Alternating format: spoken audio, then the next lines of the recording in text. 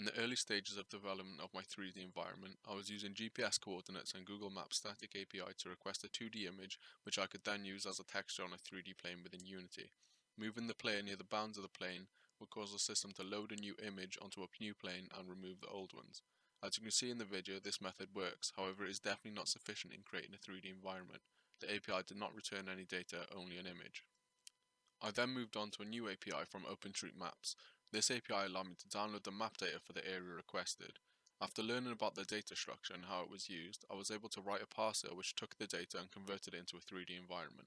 I converted the GPS coordinates of all the nodes to 3D environment positions using the Mercator projection method. All of the nodes and ways from the map data were now able to be recreated within a 3D environment.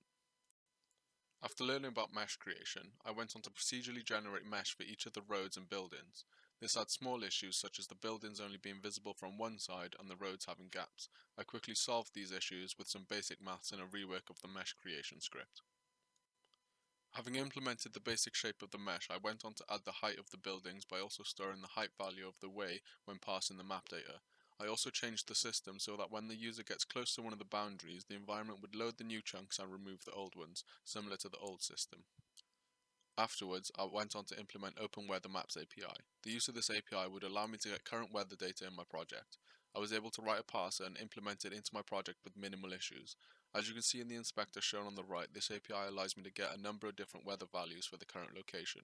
Using this, I'm able to create different weather effects within the environment to simulate the current weather in the real world.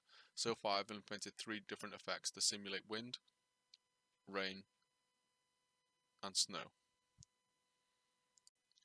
I then created a simple NPC spawner which spawns different NPCs based on the current environment conditions.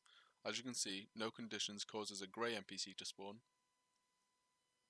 rain causes a blue NPC to spawn, and snow causes a snowman to spawn. All of these systems are also currently working on Android devices. When running on Android, it can also be set to use the device's GPS coordinates to set up the environment, and the player in the environment moves to correspond with the user's real-world location. Using the most common touchscreen controls, the user can also control the camera, pinch into zoom, and swipe in left or right to rotate the camera.